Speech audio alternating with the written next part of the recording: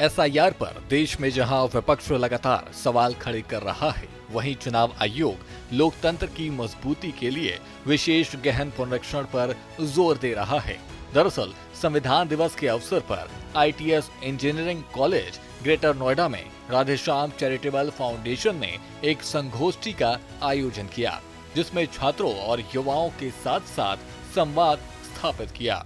SIR पर आयोजित इस विशेष कार्यक्रम में बतौर मुख्य अतिथि राजस्थान के पूर्व राज्यपाल कलराज मिश्र शामिल हुए और कहा कि चुनाव आयोग द्वारा चलाया जा रहा विशेष गहन पुनरीक्षण यानी एसआईआर वास्तव में लोकतंत्र का स्वच्छ अभियान है।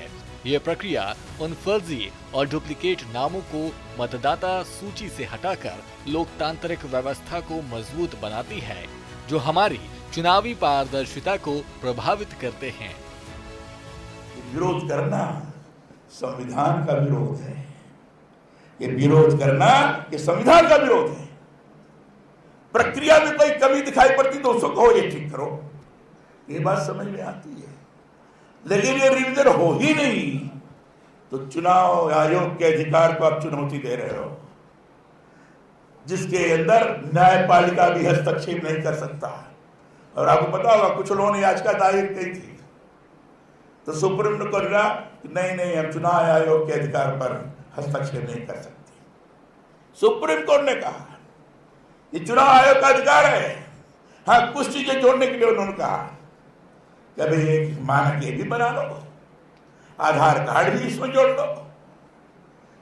ये सुझाव दिया सुप्रीम कोर्ट ने, क्योंकि चुनाव आयोग के द्वारा जो इस प्रकार की प्रक्रिया सुनिश्चित की गई है, इस पर हस्तक्षेप न्यायपालिका भी नहीं कर सकती। लेकिन योजनाबद्ध तरीके से ये साजिश चलाई जा रही है।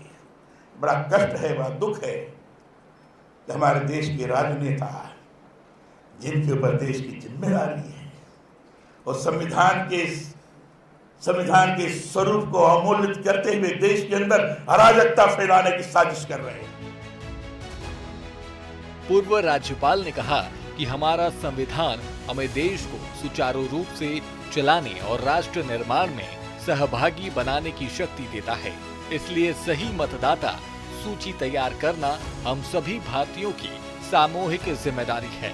आपको बता दें कि इस कार्यक्रम में जिला पंचायत अध्यक्ष अमित चौधरी, आईएनएस के पूर्व अध्यक्ष राकेश शर्मा समेत अतिथियों ने अपने विचार प्रकट किए। बहरहाल लोकतंत्र की मजबूती के लिए जरूरी है कि इस प्रकार के संवाद कार्यक्रम युवाओं के साथ किए जाए, जिससे समाज में जागरूकता फैले।